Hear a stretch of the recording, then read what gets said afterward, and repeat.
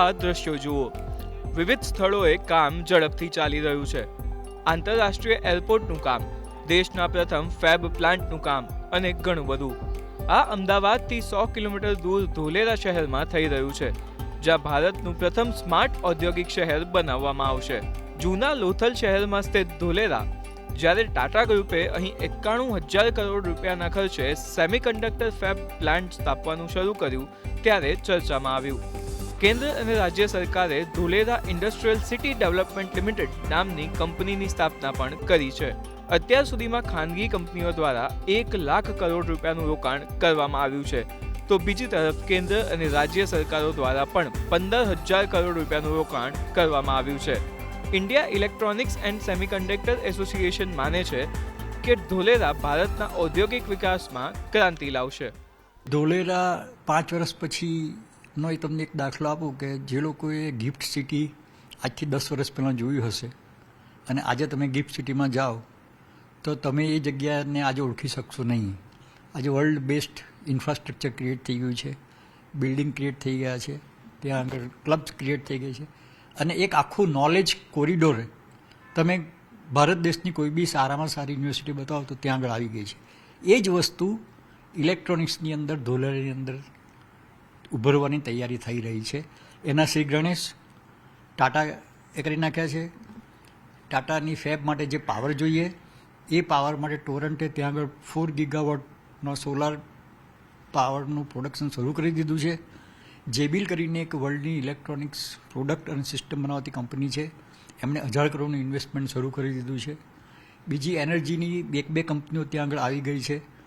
ટાટા પોતે બેટરી બનાવે છે ત્યાં આગળ અને બધી જ લગભગ લેન્ડ ધીમે ધીમે એક્વાયર થઈ રહી છે। આ વર્ષે જુલાઈમાં ધોલેરામાં એક આંતરરાષ્ટ્રીય એરપોર્ટ પણ કાર્યરત થઈ જશે, જે સૌ પ્રથમ કાર્ગો અવરજવર માટે ખુલ્લું મુકાશે। અમદાવાદથી ધોલેરા સુધી 6 લેનનો રસ્તો પણ બનાવવામાં આવ્યો છે। ભવિષ્યમાં અમદાવાદથી ધોલેરા 40 મિનિટમાં પહોંચી શકાય તે માટે મેટ્રોની જમીન પણ ફાળવવામાં આવી છે। ધોલેરાનો 922 કિલોમીટરનો જમીનનો ભાગ એશિયામાં સૌથી મોટો છે। પ્લગ એન્ડ પ્લે ઇન્ફ્રાસ્ટ્રક્ચર પણ હાલ અહીં તૈયાર થઈ રહ્યું છે। આ આધુનિક ઔદ્યોગિક શહેરમાં લાખો લોકો ગુણવત્તાયુક્ત જીવન જીવી શકે તે માટે કુલ 6 ટીપી સ્કીમ અમલમાં મૂકવામાં આવી રહી છે।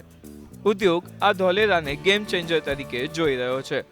ગુજરાત કન્વેન્શનલી એક મેન્યુફેક્ચરિંગ હબ રહ્યું છે। વાપી, અંકલેશ્વર, ભરૂચ, ત્યાં કન્વેન્શનલ મેન્યુફેક્ચરિંગ માટે તો આપણે કચ્છથી લઈને વાપી સુધી ખૂબ મોટો આપણે પ્રસરી ગયા છે અને ખૂબ ડેવલપ થઈ ગયું છે।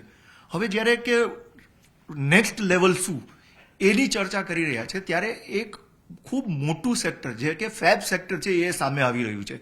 હવે ફેબ સેક્ટરમાં એઝ આઈ ટોલ્ડ યુ આની પહેલાં પણ વાત થઈ હતી કે એક ચિપ જ્યારે ચિપ બનીને ફિટ થાય છે એ પહેલાં હજારો કિલોમીટર ટ્રાવેલ કરે છે। સિલિકા ક્યાં છે, એનું મેન્યુફેક્ચરિંગ કંઈક જગ્યાએ થઈ રહ્યું છે, એ મશીનની અંદર ઇન્સ્ટોલ ક્યાં થઈ રહ્યું છે અને એની એસેમ્બલી ક્યાં થઈ રહી છે।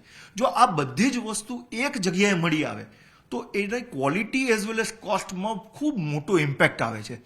અને હમણાં જ પાછળ સેમિકન્ડક્ટરની આપણી જે કોન્ફરન્સ અહીંયા થઈ હતી, ઇન્ટરનેશનલ કોન્ફરન્સ જે થઈ, એમાં પણ ખૂબ સારી રીતે નીકળીને આવ્યું છે કે ગુજરાત જે સિંગાપોર મોડલ પર કામ કરે છે એ બહુ સારી રીતે ધોલેરામાં ફિટ થઈ રહ્યું છે।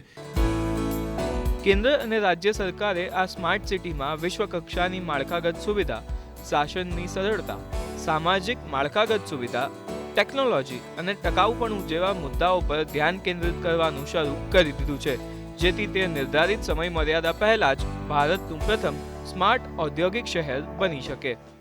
દેશમાં ધોલેરા સહિત ઘણા બધા સ્માર્ટ સિટીની આવશ્યકતા છે અને ત્યારે જ આપણે $5 ટ્રિલિયન ઇકોનોમીનો લક્ષ્યાંક તો હાંસલ કરીશું, સાથે સાથે વિકસિત દેશ બનવા તરફ પણ મક્કમતાથી આપણે આગળ વધશું। કેતન જોશી, ધોલેરા।